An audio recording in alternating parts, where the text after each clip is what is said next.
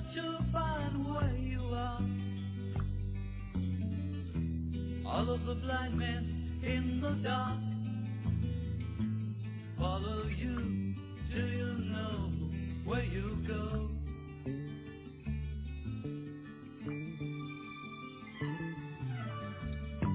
All of the travelers on the road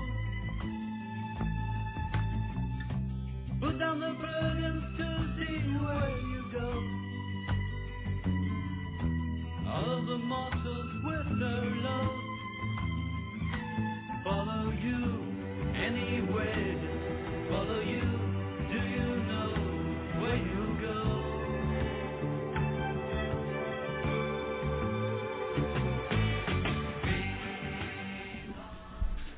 Sí, buenas noches, bienvenidas y bienvenidos a una emisión más de Radio Intempestivas.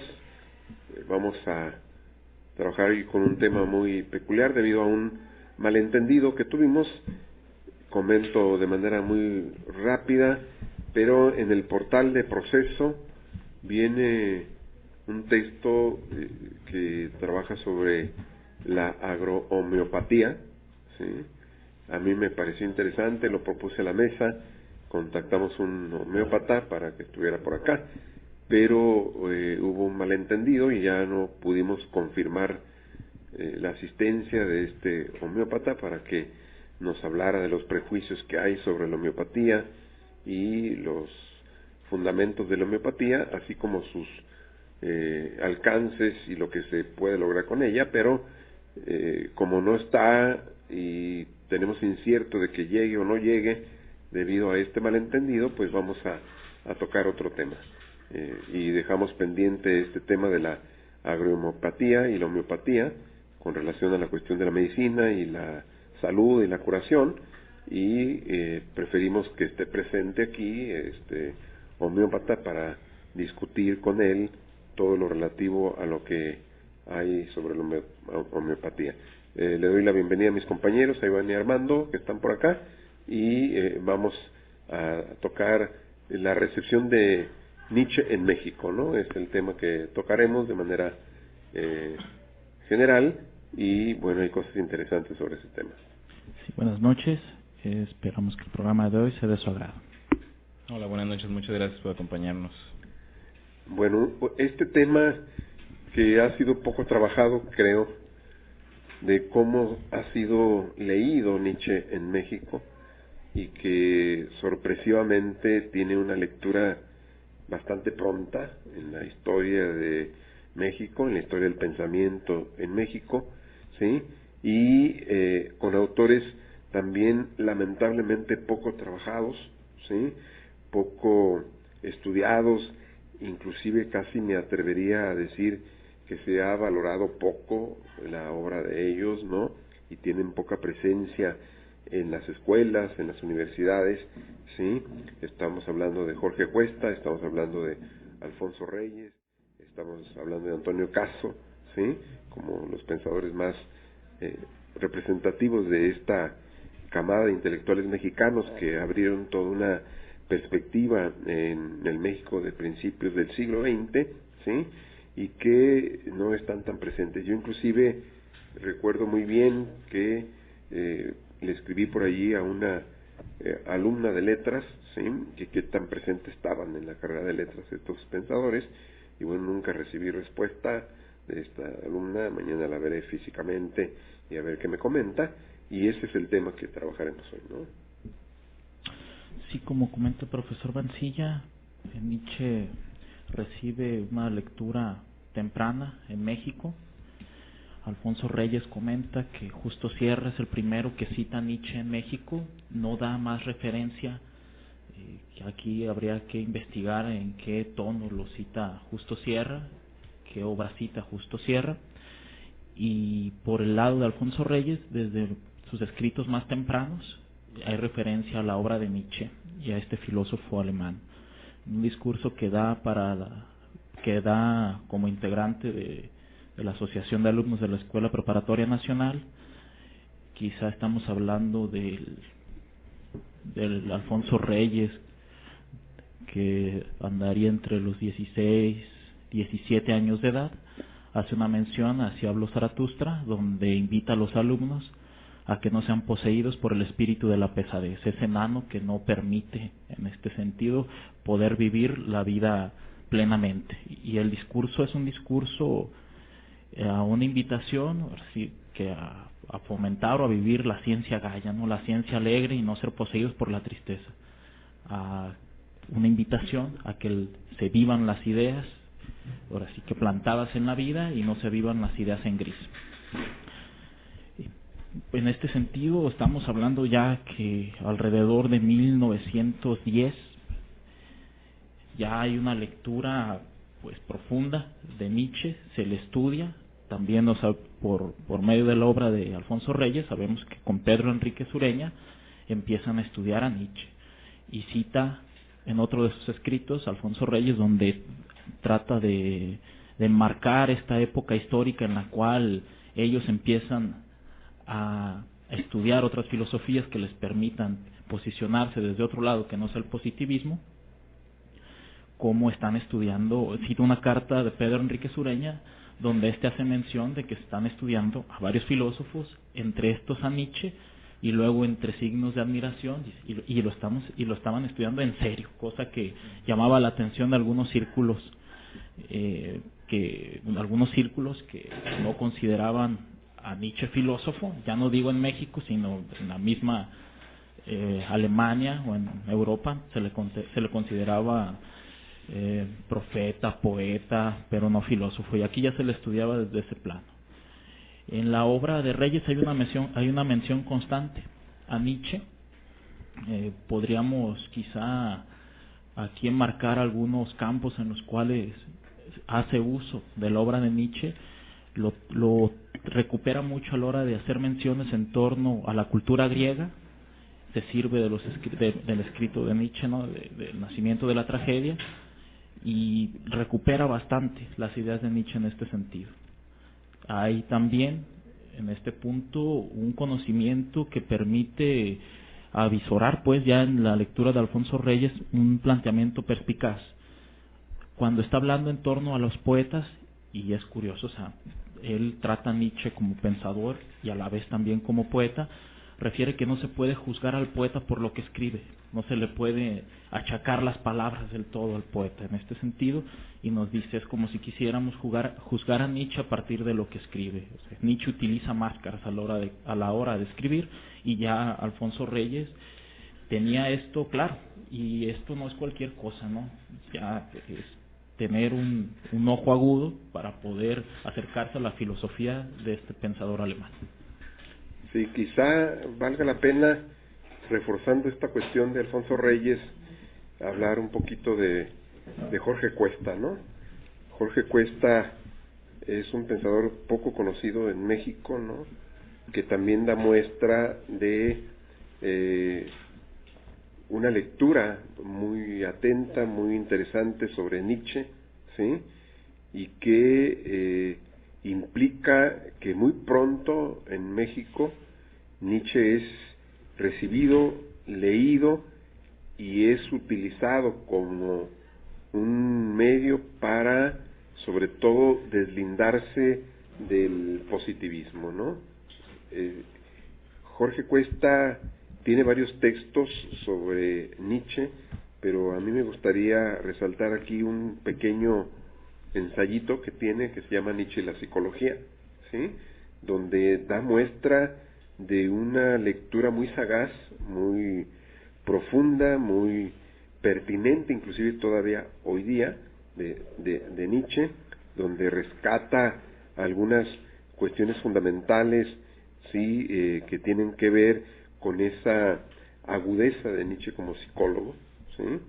Inclusive vale la pena recordar que Nietzsche se ufanaba él mismo de ser el primer psicólogo de las profundidades, ¿no? Es algo que le gustaba a él decir de sí mismo, y se ufanaba también de que solamente él tenía el olfato para poder pesquisar y entrar a aquellos temas que no eran como muy populares, que no eran del agrado de todo el mundo, y que sin embargo él olía a partir de un olfato fino que tenía, así se decía a sí mismo, justamente con los problemas que a nadie le gustaba entrar, como por ejemplo las cuestiones morales, ¿no? En él está muy presente la cuestión moral y inclusive Nietzsche define al filósofo como un médico de la cultura, ¿no? Entonces es en ese tenor que Jorge Cuesta, en este ensayito muy corto pero muy contundente, muy profundo, que se llama Nietzsche y la psicología, da cuenta fidedigna de una lectura sagaz, de una lectura oportuna, inclusive yo me atrevería a decir de una lectura todavía pertinente para nuestro tiempo, de lo que es Nietzsche y lo que representa Nietzsche como un filósofo que innova en algunos aspectos y que particularmente innova en lo que respecta a la psicología, ¿no? ¿Sí? A mí me parece que Nietzsche, en esa perspectiva, siempre me gusta presentarlo así cuando hablo de él, desde la dimensión de lo psicológico, es un precursor de Freud, y en esa perspectiva creo que todavía hace falta una reflexión suficientemente profunda y hasta detallada de la relación entre Nietzsche y Freud. Y no quiero decir que no hay textos, por supuesto, y buenos textos, hay autores y buenos autores que han trabajado el tema. Estoy pensando en un francés que se llama Paul Orenazun, ¿sí? Que se ha dedicado a trabajar justamente la relación entre Freud y Nietzsche, y tiene dos textos, uno que se llama, tiene tres de hecho, ¿no? O sea, pero estoy ahorita recordando dos, se llama Freud, Nietzsche y la filosofía, y el otro se llama Freud y Nietzsche, donde ahonda en la manera en cómo es recibido Nietzsche por parte del círculo de Freud, y cómo en el círculo de Freud más, ¿cómo le llamaremos?, más cerrado, ¿sí?, entra justamente una persona que tuvo una relación muy directa con Nietzsche, que es Lu Andrea Salomé.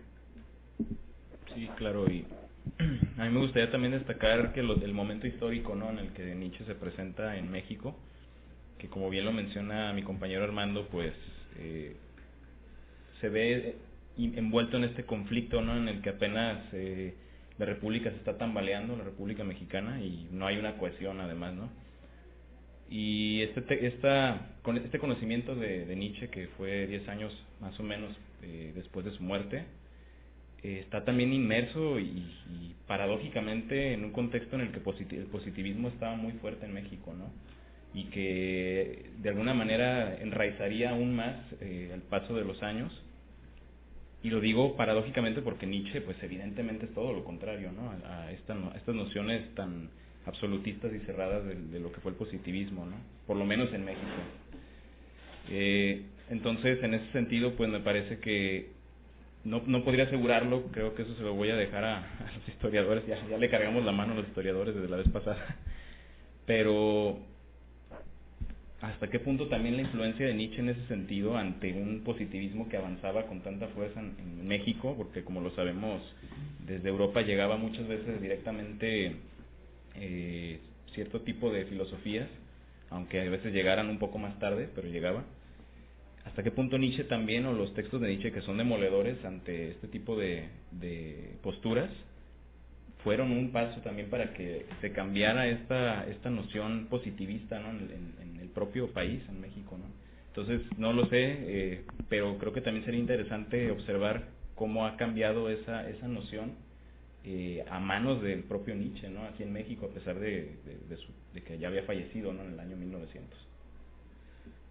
Bueno, pues yo les doy la bienvenida un poco tarde, y disculpen, ¿no?, el transporte aquí en Guadalajara es muy bueno, entonces pues les doy la bienvenida tarde. Les recuerdo, antes de iniciar con mi participación, las redes sociales: está www.facebook.com/intempestivas. Por favor, déjenos sus comentarios, síganos, o denos like, de menos. Y está el chat abierto de Radio Morir, www.radiomorir.com. Nos da mucho gusto, como siempre, leer más bien sus comentarios, sus mensajes. Entonces, bueno, el chat está abierto, la página está a sus órdenes. Ahora, Nietzsche en México.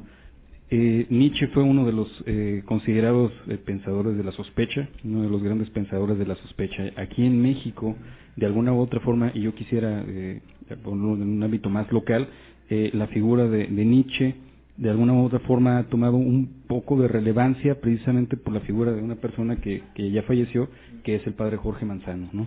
El padre Jorge Manzano de alguna u otra forma dejó escuela respecto a Nietzsche, dio clases en la Universidad de Guadalajara y en el ITESO.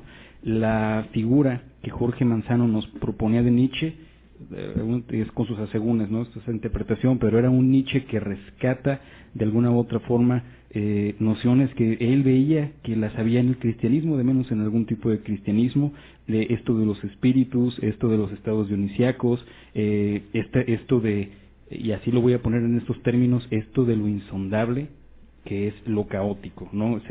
Nietzsche, como filólogo que era, se va a los antiguos griegos y descubre nociones como esto de lo caótico, y descubre de alguna u otra forma que en la filosofía, pues la metafísica ha invertido, ha venido a poner de cabeza realmente todo lo que es la reflexión filosófica tal cual, culpa particularmente a Sócrates, culpa a Platón, culpa al cristianismo. Sin embargo, es muy interesante el acento que le da Nietzsche a toda esta dimensión griega que hasta ese momento no había sido muy estudiada, ¿no? Que es todo esto del apeiron, todo esto de lo caótico particularmente, que de alguna u otra forma está en el ser humano. Yo hace poco conversaba con un jesuita que también fue, no voy a decir discípulo, ¿no? Pero también estudió Nietzsche con Jorge Manzano varios años, se llama Pedro Reyes, y hablaba con él al respecto, y una de las cosas que nos sugería, y un paralelismo que logramos sacar, fue el hecho de que en Nietzsche está esta recuperación de lo natural que en el idealismo alemán había sido de alguna u otra forma sesgado, más bien se le dio preponderancia al espíritu en vista de Kant, y sin embargo Nietzsche se da cuenta que eso lleva a ideas frías y eso lleva a un pensador a realmente ser un repetidor, ¿no? Uno filosofa con la vida, uno filosofa subiendo montañas, uno filosofa vitalistamente, pues, ¿no? Entonces es de alguna u otra forma el influjo romántico se ve en Nietzsche. Sin embargo, para Nietzsche lo importante, y a lo que a Jorge Manzano también le ponía mucho el acento, es que se filosofa desde la vida, ¿no? Le molestaban mucho las ideas frías, a Nietzsche le molestaba mucho estar sentado en un escritorio poniéndose a escribir. Él decía, tenía que salir uno a la montaña, ¿no? A escalar. Ahí es donde se hace la filosofía, porque está uno en contacto con esa naturaleza primigenia que es caótica y de la cual nosotros venimos, ¿no? Y que el cristianismo y la inversión de los valores nos ha negado. Con su supraterrenalidad, ¿no? Por así decirlo. Sí, claro.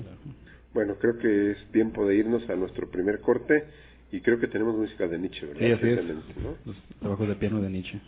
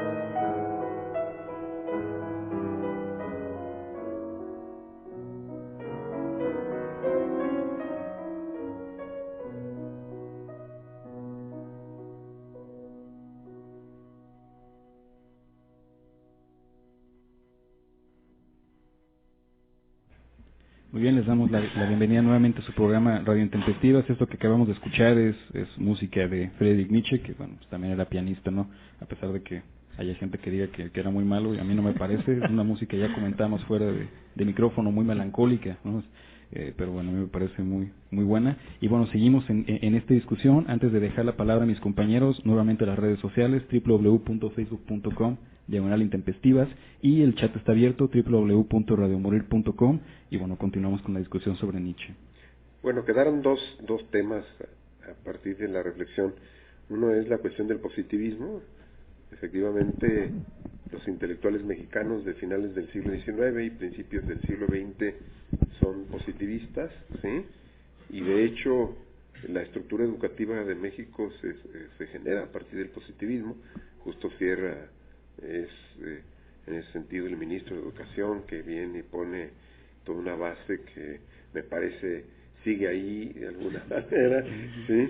A pesar de todas las cosas que han pasado, ¿no? Sí, y en esa perspectiva este grupo de los científicos logra muchas cosas para poder poner a México en el mundo moderno, en la modernidad, con todos sus límites, todas sus contradicciones, ¿no? Sin embargo, inmediatamente después hay dos grupos de pensadores, de intelectuales jóvenes, inquietos, críticos, que empiezan justamente a leer a Nietzsche para deslindarse del positivismo, ¿no? Estoy hablando del Ateneo de la Juventud, ¿no? Y estoy hablando de los contemporáneos también, y en esa perspectiva me parece que vale la pena que nosotros vayamos a revisar nuestra historia, nuestros orígenes, los intelectuales que han marcado y que han hecho época, y que por una cosa o por otra de repente los descuidamos, no los leemos, no los atendemos y no nos fijamos en la recepción que tienen de determinadas figuras, determinados intelectuales, determinadas filosofías, en este caso de Nietzsche. Otra cosa es lo que ha aparecido aquí con Manzano. Hemos hablado aquí de Jorge Manzano, toda la influencia que ha tenido en la filosofía, particularmente aquí en Guadalajara, a pesar de que él no fue oriundo de acá, sin embargo se asimiló muy bien aquí, dio clase en la Universidad de Guadalajara, dio clase en el ITESO, y el congreso pasado se lo dedicamos a él en el Colegio Jalisciense de Filosofía, ¿sí? Y efectivamente, en lo que respecta a Nietzsche, generó toda una escuela, ¿no? Hay discípulos de él, gente que estuvo de él y que ha hecho de la lectura de Manzano sobre Nietzsche una especie de eje, ¿sí? También tomando distancia. Me tocó estar en el congreso con alguien que ha trabajado bastante Manzano y dijo 2, 3 cosas críticas respecto a la lectura de Manzano, muy cercano a él, pero dijo cosas críticas. Y bueno, este libro de Manzano, que se llama Nietzsche, detective de bajos fondos, ha alcanzado 2 ediciones, ¿sí? Y bueno, en México que un libro alcance 2 ediciones, pues ya es así como del orden del bestseller casi, ¿no? O sea, porque los libros aquí, tenemos 500 librerías para 120 millones de habitantes, cuando estamos muy pobres en este rubro de la lectura, ¿no? Y bueno, un libro que seguramente tendrá más ediciones, no sé, habrá que pensar, ahora que no está Manzano, en una edición crítica de este texto, que me parece vale mucho la pena hacerla, ¿no? Yo hice mis reflexiones en el Congreso sobre ese libro, y este es otro tema que deberíamos de tocar después con más calma, hacer casi como una especie de programa dedicado al Nietzsche de Manzano, ¿no? Y también recordando al profesor Manzano, en alguna ocasión dijo que Nietzsche en 2 ocasiones menciona México. Una de ellas es haciendo alusión a la filosofía del futuro, que tendría que venir de un lugar donde hubiera muchos bosques, donde hubiera muchos árboles, dice, quizá en México, ¿no? Ya no los acabamos, pues ya no, entonces ya no. Y otra alusión era Nietzsche, que pensaba vivir en Oaxaca. Esto lo comenta Alfonso Reyes, uno de sus estudiantes, le dicen con curiosidad, por cuestiones climáticas se le hacía el clima de Oaxaca propicio para poder hacer su vida. Y en este punto, pues como bien dice el profesor Mancilla, hay descuido de parte, ahora sí, de esta generación en torno a los pensadores mexicanos que se movieron en este sentido en la vanguardia del pensamiento, el Ateneo de la Juventud por un lado, por el otro lado los contemporáneos, y cómo recibieron tradiciones pues heterogéneas de pensamiento, y que de alguna u otra forma se refleja a la hora de su escritura. En el caso de Alfonso Reyes vemos una escritura que en muchas ocasiones tiende a ser una escritura erótica, no demasiado seria, y la erudición ahí tiende a tomar un sentido como de entre el juego, el coqueteo, eso que llamaban las burlas veras, en ocasiones juegos literarios donde no podemos pensar en Reyes, que sí era un erudito, como un erudito frío, ¿no? Era un erudito que en este sentido vivía las ideas, las llevaba a un ámbito donde jugaba con ellas, pero de ahí a decir que Reyes era un nietzscheano, bueno, ya también sería quizá abusar mucho de los términos. Lo que podemos decir es que sí conocía la obra de Nietzsche, sí se servía de muchas de las ideas de Nietzsche, y que hay una mención constante en toda su obra. Alrededor de toda su obra se lo cita de manera directa, hay alusiones directas, hay alusiones indirectas, pero estamos hablando que alrededor de sus casi 30 tomos de obra que consideran como la obra, sin contar, por ejemplo, lo que se llama los epistolarios, estas cuestiones de los reportes que hacía como embajador, hay una mención constante en la obra de Nietzsche. Y ahí quizás sí hay una tarea pues de parte de los historiadores del pensamiento. Seguimos con los que pueden ser filósofos, no nos escuchen, por favor, que sí hay muchos de temas. hacer un rescate en torno a qué tanto influenció, por un lado, tanto las corrientes literarias, las ideas que ya estaban estudiándose en serio por parte de este grupo de intelectuales mexicanos. Pues hay que recordar también que en la obra de Antonio Caso mucha de su axiología está muy influida por el pensamiento de Nietzsche, ¿no? Bueno, lo refiero particularmente porque en el libro de Ética de Escobar, a la hora de poner las posturas que hay sobre la axiología, una mención es Antonio Caso, y es evidente la influencia de Nietzsche, ¿no? De esta transmutación de los valores, y le llaman tan muy raro, este subjetivismo objetivista, que tiene que ver más con las condiciones sociales, también con este ámbito de lo propio del ser humano. No lo pones, me imagino que esto del deseo, esto de esta naturaleza que nunca la podemos dominar dentro del mismo ser humano, ¿no? Este ataque contra la modernidad, pues, de este ser cogitante que es absolutamente cognoscible por la conciencia.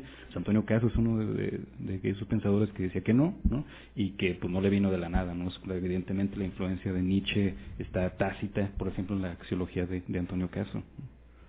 Sí, uno de los textos de él justamente es donde hace una especie de historia de la ética, y ahí es donde recupera a Nietzsche y le da un lugar muy particular, ¿no? O sea, junto con otros pensadores ingleses que ahorita no recuerdo, ¿no? O sea, pero el asunto está en que en Caso más o menos un poco similar como en Reyes, me imagino, está presente en muchas de sus obras. No sé qué tanto podríamos hablar de un caso nietzscheano, no sé, habría que trabajarlo con más calma, habría que leer como más detalladamente su obra, que es más vasta, ¿no? Igual que con Reyes, y donde sí yo pienso, me parece, por lo menos es mi perspectiva, está una mayor presencia en el pensamiento, es en Cuesta, Jorge Cuesta, ¿no? Yo creo que el caso de Cuesta es muy particular, ¿no? Es un caso muy trágico, además, ¿no? Y que vale la pena un poquito como que recuperemos nosotros a nuestros pensadores que posibilitaron, curiosamente, deslindarse de una hegemonía de pensamiento, ¿sí? El positivismo en términos generales, y que abrieron fisuras ahí, y que en esa perspectiva marcaron caminos de modernidad en el pensamiento. ¿Sí? Yo creo que en ese sentido es una tarea pendiente todavía que tenemos de la recuperación de estos pensadores, ¿no? Y su lectura, y particularmente en este caso que es el tema que estamos tocando esta noche en su programa de Radio Intempestivas, su lectura de Nietzsche. Sí, y no estudiarlos, o sea, no solo porque sean mexicanos, ¿no? Sino porque su obra es genial, ¿no? En este sentido, y ese es el punto.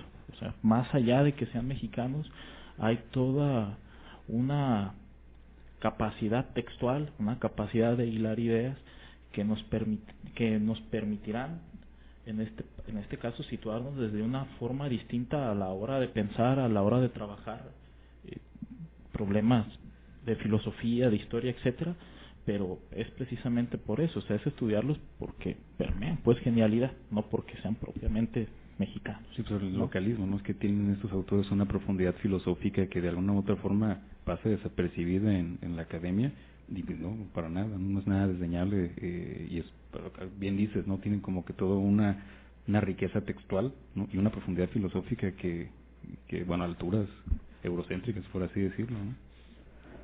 Si yo recupero dos cosas ahí de Cuesta en cuanto a lo atinado de la lectura de Nietzsche, particularmente estoy hablando del Nietzsche maduro, del Nietzsche de Así habló Zaratustra, porque, y cito de memoria, porque más o menos lo refiere así, que se trata de un filósofo que canta, ¿sí? Y también de un filósofo que baila. Y estas dos afirmaciones están presentes en Así habló Zaratustra, ¿no? Inclusive Nietzsche llega a decir que habrá que desconfiar de los dioses que no bailan, que no ¿sí? sepan bailar y que no ríen, ¿no? Y en esta perspectiva es recuperando toda esta dimensión vital de la filosofía que quiere él mantener lejos de una mera filosofía conceptual, ¿no? Ahí es donde se distancia de Hegel y también de Kant, por supuesto, ¿no? Y quiere recuperar una filosofía que esté cerca de la vida y no una filosofía sobre la vida, sino que sea una filosofía de la vida. Por eso en muchos casos podemos ver a Nietzsche situado dentro de lo que se conoce como vitalismo, ¿no? Claro. Bueno, yo en lo particular, como yo estuve muy, de alguna manera muy en contacto con el profesor Manzano, y es directamente, por así decirlo, pues la referencia más directa que tengo al respecto de la filosofía mexicana abocada hacia Nietzsche. Bueno, a mí nunca se me va a olvidar estas nociones que iban más allá de la conceptualidad, que se vivían precisamente en la cuestión dionisíaca a la que tanto hacía alusión Manzano, ¿no? En las experiencias dionisíacas, lo recuerdo. Nunca tuve la oportunidad de asistir, pero que irónicamente, a pesar de que el profesor Manzano pues tenía una herencia cristiana, porque como lo sabemos pues el profesor era jesuita, logró de alguna manera rescatar toda esa filosofía del cuerpo, ¿no? A la que tanto nos hacía alusión Manzano, y que precisamente pues viene de esta noción nietzscheana, ¿no? Que no se queda en el ámbito conceptual. Me hubiera gustado ir alguna vez a esa experiencia. ¿Tú no fuiste, Paulo? No, nunca me tocó a mí tampoco. ¿Y tú, Armando, tampoco? No estuvimos. Tuvieron miedo. ¿Qué le decimos? Cobarde. Luego te transformas en árbol, ¿no? Pero sí, hubiera sido muy interesante, porque precisamente yo creo que Manzano es un gran exponente, sin desdeñarlo usted, profesor, de esta filosofía nietzscheana, como usted lo menciona, de vida, ¿no? Que no deslinda el cuerpo como lo hizo el cristianismo neoplatónico.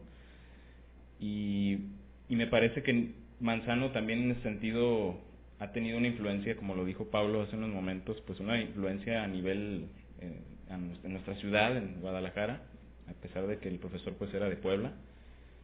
Y pues sí sería interesante, ¿no? Rescatar todas estas nociones, porque creo que de las cosas que más resaltó Manzano acerca de Nietzsche fue lo dionisiaco, ¿no? Lo apolíneo y lo dionisiaco. Son, a mi parecer, temas que deberían de ser abordados de nuevo, y no abordados teóricamente, porque de hecho me parece que sería todo lo contrario a lo que Manzano hubiera deseado, ¿no? Sino abordarlos desde la propia vida, como lo hacía Manzano con la filosofía que que no era conceptual y que además nos la mostraba con ejemplos de vida, no con ejemplos meramente abstractos, ¿no? Bueno, vamos a nuestro segundo y último corte de la noche. ¿Es música de Nietzsche también? También es música de Nietzsche. Qué bueno.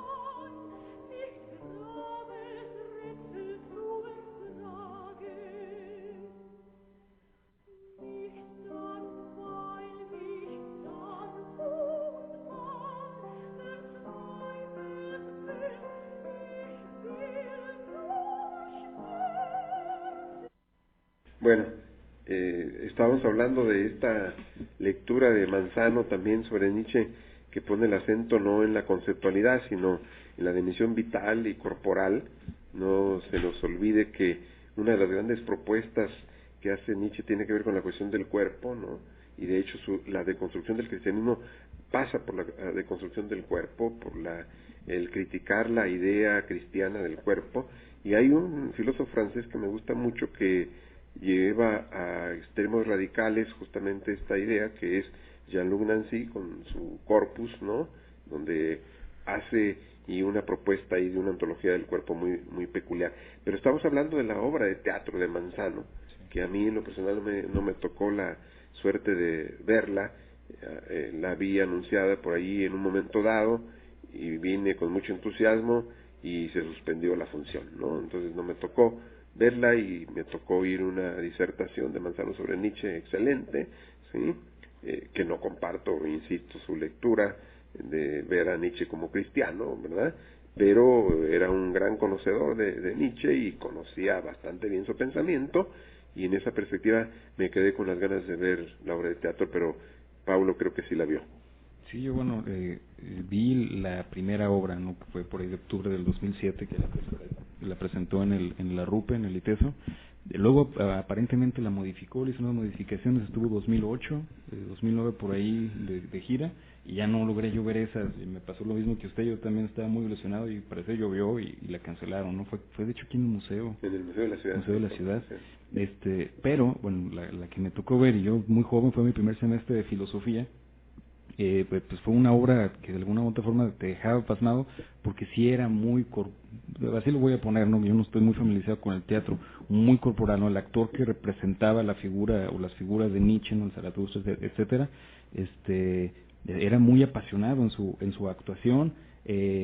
Manzano también tenía, yo no supe si lo llevó a cabo la intención de presentar la obra con la música de Nietzsche, ¿no? Ya no supe yo si fue el caso, pero sí había una musicalidad, no hay una musicalidad de una u otra forma lúgubre, como es el propio pensamiento de Nietzsche, pero a mí lo que más me llamaba la atención era eso, ¿no? El actor que portaba estas figuras era muy apasionado en su actuación, entonces pues de alguna u otra forma era reflejar esta corporeidad que Nietzsche nos invitaba a rescatar y que la cual Jorge Manzano también nos pone mucho el acento, ¿no? Rescatar el cuerpo, dejar las ideas frías y filosofar desde la vida. Sí, y aquí sí concuerdo con mis compañeros. El profesor Manzano fue una de las personas que por el cual quizás se interesaron muchos en la filosofía de Nietzsche. En lo particular, también aquí concuerdo con el profesor Mancilla. Yo no estoy de acuerdo con la lectura que hace el profesor Manzano de la obra de Nietzsche. Sin embargo, digo, está ahí una forma de leerlo con la cual uno puede dialogar y en su momento debatir, discutir, ¿no? En torno a la perspectiva que tenía del pensamiento nietzscheano y la pertinencia hoy de la filosofía del pensador alemán en el país, o en un país como en México, digo, es más que necesaria, ¿no? El día de hoy, para poder pensar los fenómenos a los cuales están sucediendo ahora sí que en las profundidades de nuestra psique colectiva, ¿no? Y aquí pues ya no hablamos incluso de que sea un gusto, a veces se puede ya incluso plantear como una necesidad de recurrir al pensamiento de Nietzsche para poder dar cuenta de los fenómenos que están aconteciendo el día de hoy, ¿no? En Nietzsche encontramos quizá al precursor del pensamiento biopolítico tal cual como se está planteando en estos momentos, y eso no es poca cosa, ¿no? O sea, tenemos una deuda todavía pendiente con Nietzsche, y como bien lo mencionaba el filósofo italiano Roberto Espósito, cuando uno piensa que está por delante de Nietzsche, de repente aparece él delante de nosotros, ¿no? Siempre, decía el filósofo italiano, está delante de nosotros. Y cuando se piensa en la cuestión del cuerpo, pensemos en este fenómeno de los jornaleros de San Quintín, ¿no? Digamos que es una especie de irrupción del poder, del Estado, de la fuerza policíaca sobre el cuerpo como aquello que hace que, mejor dicho, como aquello que da consistencia a nuestro ser. Es decir, no somos más que cuerpo, ¿sí? Y en esa perspectiva Nietzsche me parece que como pensador biopolítico que inaugura la biopolítica, de hecho, pone el acento precisamente ahí, es decir, la psique es cuerpo, y todo está jugado, todo lo que tiene que ver con nuestro ser está jugado en el cuerpo, ¿no? Entonces, hoy el Estado justamente irrumpe, violenta, desaparece, asesina, y entonces la biopolítica se pone en primer plano, la biopolítica tal y como la entendió justamente Nietzsche. Claro. Y también, bueno, no sé, se me prendió un foco de bajo voltaje, por así decirlo, pero ¿hasta qué punto también el pensamiento de Nietzsche con el desarrollo que ha tenido, que como lo dice Armando, le hemos quedado debiendo, no ha sido también hasta cierto punto una bofetada a ese eurocentrismo que hemos heredado de alguna manera? Y en ese sentido, una bofetada, pero para deslindarnos de este eurocentrismo, a pesar de que el propio Nietzsche pues vivió en Europa y nació en Europa, ¿no? Para empezar a repensar desde otro contexto propio de nuestra zona, ¿no? De la propia Latinoamérica. Porque a pesar de, insisto, de que Nietzsche haya sido de origen europeo, creo que sería muy absurdo afirmar un eurocentrismo desde el propio Nietzsche, porque Nietzsche era, a mi parecer, una persona que abofeteaba precisamente esas filosofías que se fueron heredando, y que de alguna manera el que se diga nietzscheano ya de entrada me parece que está irrumpiendo en una contradicción cuando se trata de hablar de Nietzsche, ¿no? Porque el Nietzsche hubiera dicho, pues es que yo no quiero nietzscheanos, yo quiero gente que responda a una vida, ¿no? A un superhombre que se va construyendo paso a paso y desde un propio ser. Entonces, me parece que sería interesante abordar esa situación en la que Nietzsche tal vez es una persona que despierta esa posibilidad de que se piense y se haga, más que nada desde una corporalidad, algo en Latinoamérica deslindado de alguna manera de un eurocentrismo. Te toca cerrar, Pablo. Bueno, pues Nietzsche era la pátrida, ¿no? Se proclamaba la pátrida, no tenía patria, y pues sí, de alguna u otra forma eso que dice es muy sugerente. Sin embargo, bueno, yo reitero la invitación de Armando, ¿no? Y bueno, dicho sea de paso, pues Nietzsche aparentemente, según Jorge Manzano, no era querido en Alemania, no es querido en Alemania todavía, ¿no? Todavía creo, muy crítico de repente con sus compatriotas, ¿no? Y solamente, profesor, si mal no recuerdo, usted comentaba que Jorge Cuesta hablaba de Nietzsche como el más europeo de los europeos, sí. ¿no? Yo inclusive, con esto terminamos ya, casi, no sé qué tantos Sloteren se fusila Jorge Cuesta, ¿no? con esto del Nietzsche es el más europeo de los europeos, ¿no? O sea, porque lo leí en Cuesta. ¿Ah, sí? Y esta es una tesis de Sloterdijk. Chale, pues como siempre el tiempo se nos acabó y la discusión se puso muy buena. Pues les agradecemos a todos por acompañarnos. De nuevo nos vemos el lunes que entre en punto de las 10 de la noche. Les agradecemos mucho su participación a todos mis compañeros aquí en la mesa y bueno, pues que pasen buenas noches. Gracias. Buenas noches. Unos comentarios, ¿verdad?